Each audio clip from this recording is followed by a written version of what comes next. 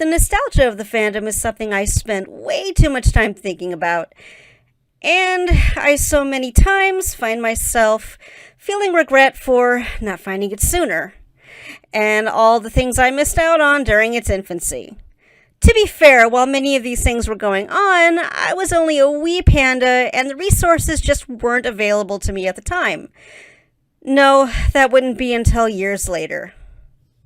I will be doing a more detailed video about how I actually found the fandom and came to be part of it, but for now I want to focus on something else.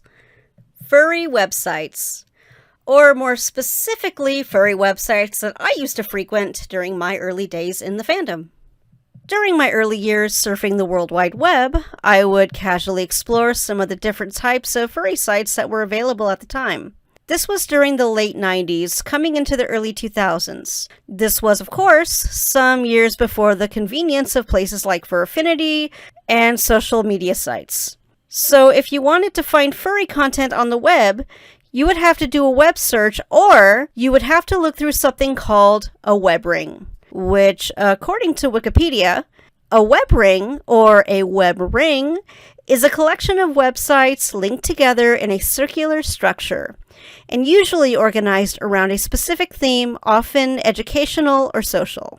They were popular in the 1990s and early 2000s, mainly among amateur websites. To be honest, they should really make a comeback. These things were great for finding different types of furry sites, many of them being personal sites created and ran by individuals, mostly artists. We'll be taking a look at some of these sites, more specifically my personal favorites. These are the places that really inspired me during my early years in the fandom, and maybe they'll inspire you too. In 1998, we acquired what would be our first home computer, complete with internet. I know, right? Very exciting! Back then, I still found computers to be intimidating, and I avoided them for the better part of my teen years. This was 1998, and after years of being a non-user, my curiosity was piqued. My first few moments on the internet, that was it. I was hooked. I sat there in our little home office, searching and clicking to my heart's content. If you haven't already seen my top 10 favorite furry movies, then you will know that I am a big Oliver & Company fan. So naturally, I did a search for Oliver & Company sites, and lo and behold, I came across this. Steward's Dodger / Oliver & Company Shrine, which you can actually still visit today. I'll provide a link in the description, along with all the other sites that will be featured in this video. I remember what a thrill it was finding this site and scrolling through all the many images and links. Then, entering the fan art area, I found this. This in turn led me to Unicorn's stable of furry artwork. Like this, many of the sites we will be viewing in this video will be courtesy of webarchive.org. If it wasn't for these good folks, these fond memories would be completely lost to time. This website was my first true glimpse at furries. Before then, I didn't even know furry was even a thing.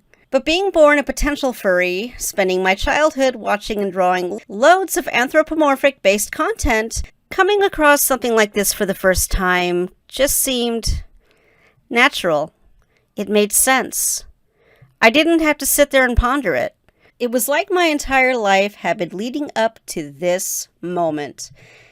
And that little voice in the back of my brain yelled out a resounding, "Yes." Yes.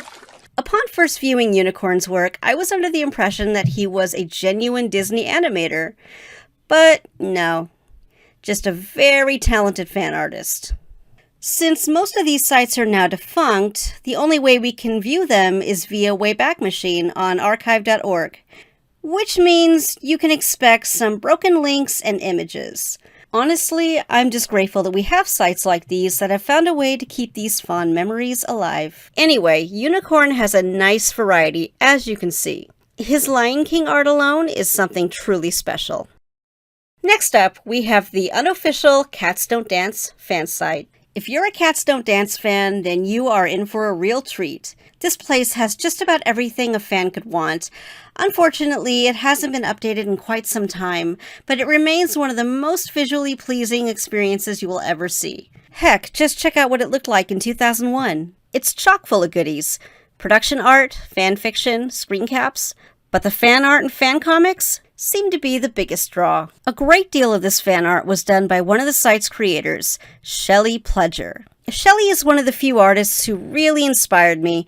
I mean, look at these! Like Unicorn, I went into this assuming it was official studio art. The other artists featured here are just as talented. I even submitted some of my own art here years back. I've come a long way. Among these artists was another amazing artist, Candy Palmer. Like Shelley, I was very inspired by Candy's work and spent the next several years perfecting my own work so that it would someday look as amazing as theirs. About a few years after I found this site, Candy had finally opened her own, Candy's Art Haven. It's worth mentioning that Candy inadvertently inspired the creation of Panda Jenn. Anyway, I would spend hours browsing Candy's gallery.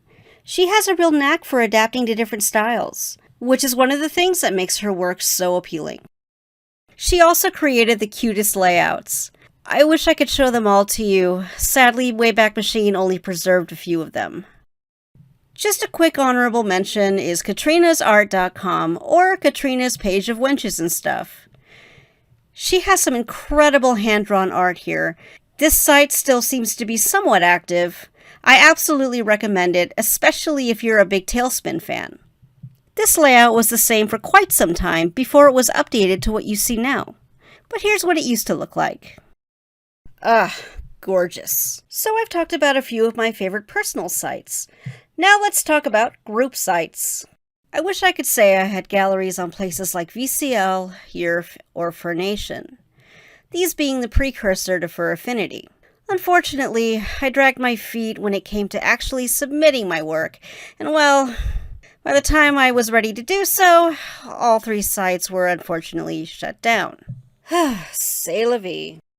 Of course, before that, I would do my fair share of lurking. By the way, I recommend Frederick Newson's Down the Rabbit Hole Furries and Scar the Fur's Furry History, the Internet Age for a bit more info on these sites. We can't end this video without talking about furry comic sites.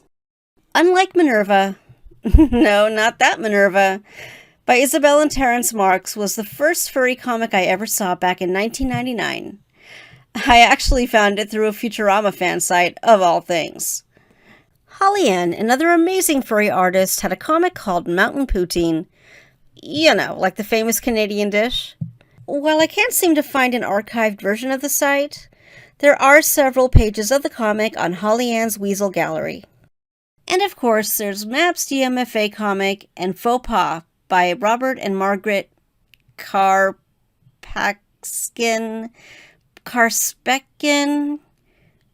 Oh god, please don't be mad at me, guys. The World of Vicki Fox by Michael Russell, which I actually used to draw for, hence how I got into creating comics like Simply Panda Jenn. And of course, Eric W. Schwartz's widely popular Sabrina Online. For those of us who are old enough to remember, revisiting these sites takes us back to a simpler time, when the fandom seemed much smaller. They introduced many of us to the fandom and inspired us to become part of it. Unfortunately, so many of them have become lost to time. The furry fandom has come such a long way since then, and we have even more options and resources than we know what to do with. It's truly groundbreaking and has brought so many furries together more than ever before. While this is indeed something to celebrate, it's important to remember where we started. We need to find a way to preserve the past so that future generations of furries can enjoy and become inspired by them as we once did. The Furry Restoration Group is a project founded by my friend Logan and myself to restore and properly archive old furry websites, just like the one shown in this video. If you are interested in learning more about this, please go to the link in the description.